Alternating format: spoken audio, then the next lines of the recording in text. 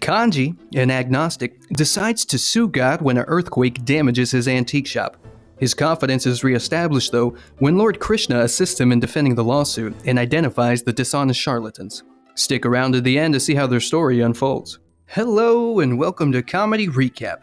Today we will give you a recap of the film Oh My God. Spoilers ahead, obviously. Without further ado, let's dive right into it. Kanji, Laji Maeda, is a man who performs religious acts just for the sake of money and doesn't really fear God. At the start of the film, we can witness a funeral where a man's mother had passed away, and they, along with all the other relatives of the dead, were going on a bus trip where the presence of Kanji was also required. So Kanji tagged along and also took his family.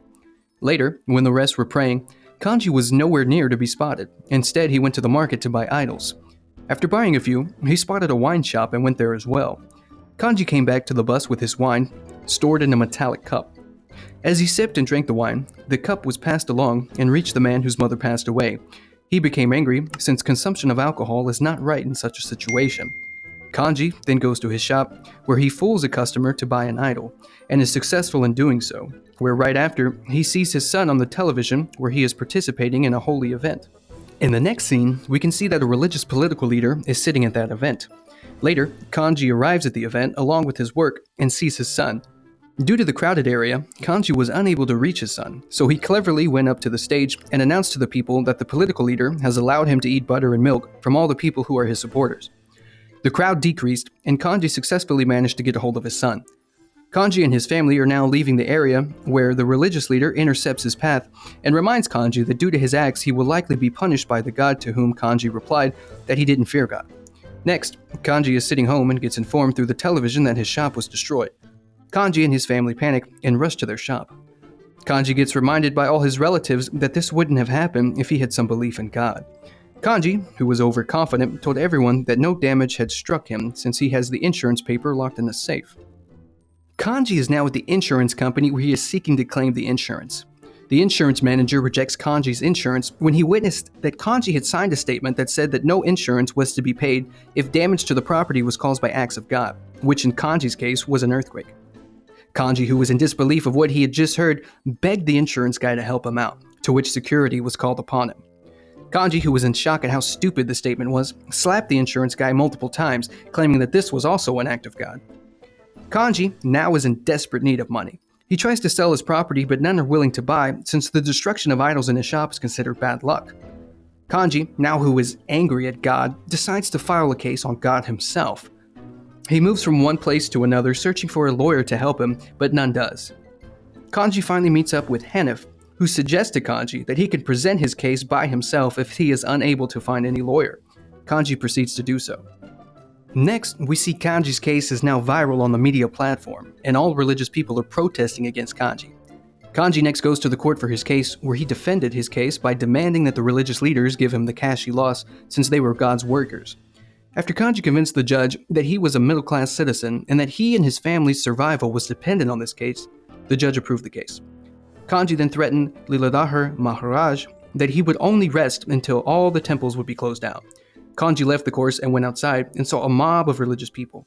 Leeladhar threatens Kanji that he is only protected in the court and that he should be careful when in the streets or at home. Kanji, who was afraid, told his shop worker to take his daughter home, and he himself went to the police station to divert the attention of the mob. Before reaching the station, a small group of people chase after Kanji. Krishna now enters the scene and is seen to be standing on top of the building, looking down at the helpless Kanji. Krishna sits on his bike at the top and slides it down along the wall of the building and makes a dramatic entry. He then grabs Kanji by his hand and pulls him onto his bike and drives away. Kanji and Krishna are still being chased by the mob, but Krishna outwits the chasers and escapes. He then drops Kanji home. Kanji went home only to realize that his family was leaving due to locals threatening them. Kanji is now all alone with only his shop worker. Krishna again makes an entry to Kanji's house and tells Kanji that he was only there since he had purchased his house. The next morning, Kanji leaves off to again meet Hanif, who had called some people who were also unable to collect insurance money due to their properties being destroyed by natural disasters. Kanji agreed to also take their cases and now present them to the judge.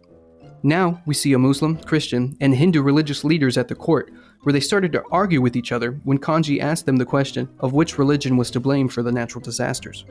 Kanji decided to finally go to an interview and is asked why he was after all the religions, to which Kanji replied that he respected all religions but didn't believe in any. He then communicated with the audience and with a slight touch of humor conveyed a message of how the religion worshipping is made into a business. He is asked a final question about what he thought about the effect of religion on a man, to which Kanji replied that either it made him helpless or made him a terrorist. We then get a glimpse of people around India and can see that people start questioning the reality of their idol-praising religion that people had run as a business. All these efforts made the temples go from being crowded to empty. Finally, the day came at the court where the final decision of the case was to be made.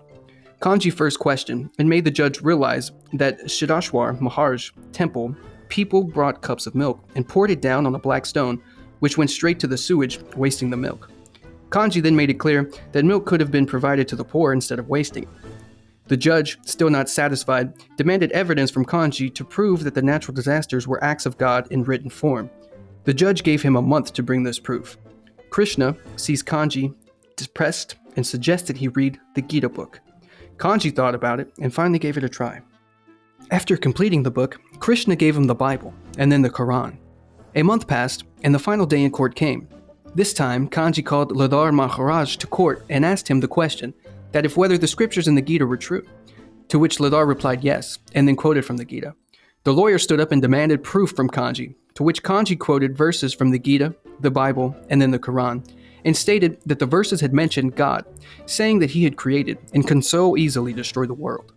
Kanji then stated that he doesn't believe in God, because if there were, then he would have surely plucked these monstrous people from the earth. Right after stating this, Kanji fell unconscious and was paralyzed. Kanji woke up in a hospital, where Krishna finally came and revealed his true identity as a god. Krishna told Kanji that he was in bed for a month, and then showed him visions of what had happened while he was in a coma. In the vision, for business purposes, people had made Kanji their new. Kanji covered his head with a cloth and went with Krishna to a speech event. Kanji went up to the stage and told everyone that these religious leaders were again fooling them. The followers were enraged and wanted to attack their leader culprits, but Kanji told them to let them go with respect, since this was a bigger punishment than hurting them physically. After they left, Kanji, along with the mobs, destroys all the idols, and Krishna disappeared. Make sure to subscribe and turn on notifications so you can watch more videos like this. Thanks for watching.